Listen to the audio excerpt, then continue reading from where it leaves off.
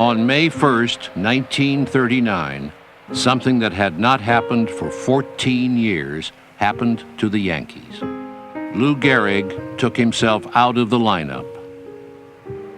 He had played in a record 2,130 consecutive games and earned himself the nickname the Iron Horse.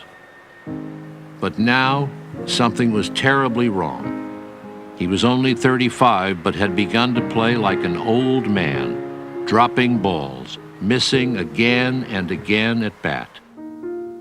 Gehrig could not understand what was wrong. Neither could his teammates. But he could not stand the thought of letting them down. He was benching himself, he said, for the good of the team. To whom it may concern.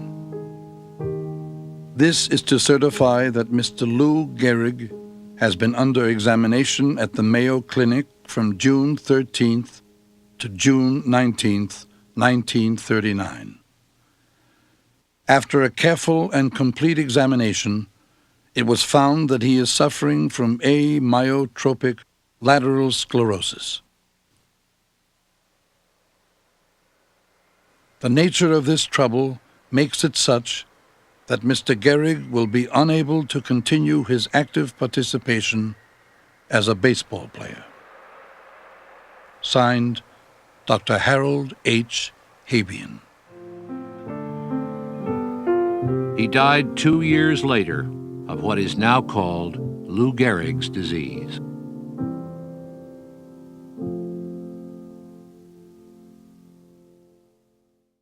I'm glad I did, because for some reason my legs felt pretty good today. No, that's cool. I think your legs knew they had to do it. I first noticed weakness in my right arm in March of 2000. Here, let's get started. I was on a fishing trip with my dad at Lake Powell, and I noticed weakness in my fingers while I was trying to tie a lure onto the line. Oh, you can't turn that on until you see the true fisherman. Right now I'm on a rope. But that's when I first noticed weakness. This fucking all messed up. You waited too long. Let me get it. It just gradually got worse and worse and worse, and then after a while it affected my entire hand, all my fingers and my wrist, and so I think shortly before that is when I went to my PCP, which is a primary care physician, and he started doing tests on it. The tests were inconclusive. I went to another neurologist on a referral from my PCP. This was at St. Joe's. They did their neurological exams to where they stick your muscles with needles and then they shock each needle. After they did all of their tests, including the shock treatment, the comment of ALS came up. It wasn't a definitive diagnosis. The perception was, the symptoms were that he felt that I was in the beginning stages of Lou Gehrig's disease, which is ALS. It's a neurodegenerative disease that affects the muscles. And what happens is the muscles, in order for them to even maintain or develop, they need brain signals, and they also need signals from the spine. And what happens is these signals from the brain and the spine stop going to that particular muscle. So it just kind of, they call it atrophy. It just shrinks and shrinks and shrinks, and pretty soon you have that muscle is not working anymore. Mine's just working. What is it? My cologne. Well, we have new ones. That's probably empty.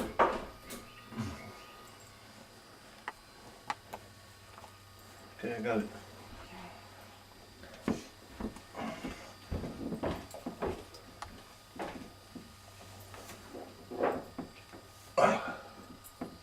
I can't golf. I certainly can't ride horses anymore.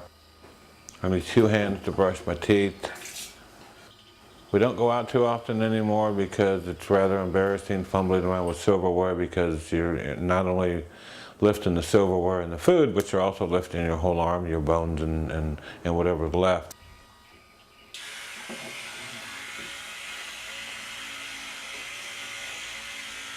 I can't go fishing. We sold the boat because boats are pretty difficult to load and unload anyways, even with a strong person. But I can't use my right hand to turn the key on the ignition in the vehicle. I need to use my left hand. Fortunately, I can still do that. I'm not able to, I can still shoot pool, but I'm not able to compete anymore just because I don't have enough strength. Just keep the camera on here because you'll see a run out. Yeah, run out of room, run out of breath. Billiards is a lot of fun for me, to the extent that we go to Vegas in May every year and shoot and play pool in their open billiards tournament that's open to the entire world.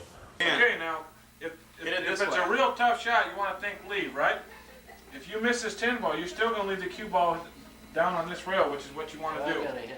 If you hit it hard that way, you're going to turn the cue ball loose, and you have no idea where it's going to stop. Hit it this way, Dad. Hit it right here. Right?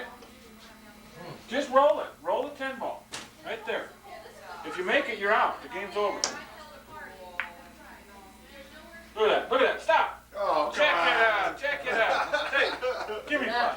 You see that? That's the way I played it, Tony. As far as work goes, I don't, of course, do much as far as with my hands or anything. I can still drive fine, so I'm able to get to work and back, no problems.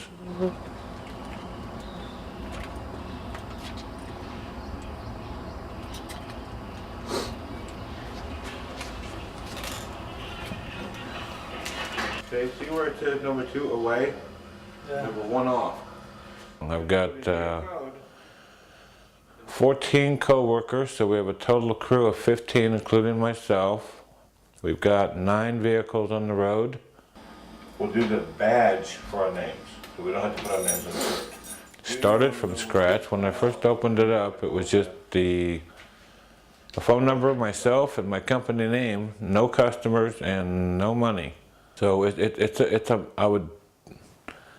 a moderate success story, but certainly, again, we're very proud as to where we're at today. I don't think so, but I know. Just celebrated my 50th birthday. Got me and Tim on there? Wow. That's what Tim got. Switch them maybe behind. I couldn't figure it out. I didn't know which one you got married because I knew. You have a whole different level of appreciation for life. About 70. Past Palo Verde? Yeah, way past Yeah. Palo. I have a great family. I have 2 sons. I have a wife.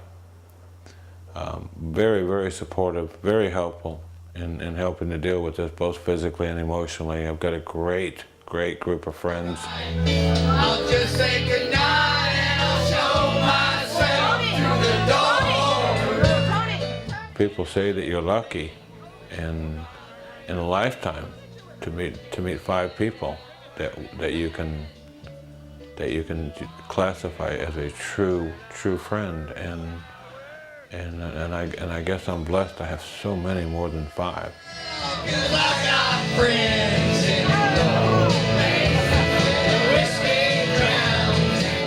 One of the really positive things that can come out of this is hope. Because hope is a thought, it's an action, it's a feeling, and I think that if you lose that, then you may as well just roll over and stop trying. Happy birthday to you. Happy birthday to you. From my soul, from the bottom of my heart, I feel blessed because of the progression of the disease based on how slow it's going.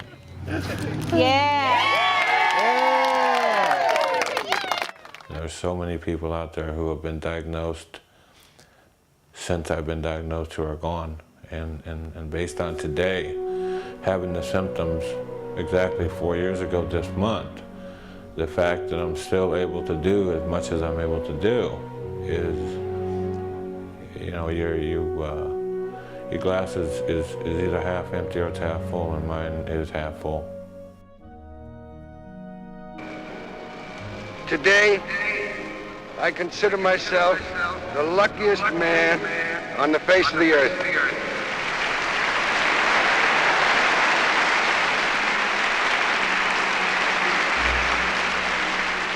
That I might have been given a bad break, but I've got an awful lot to live for. Thank you.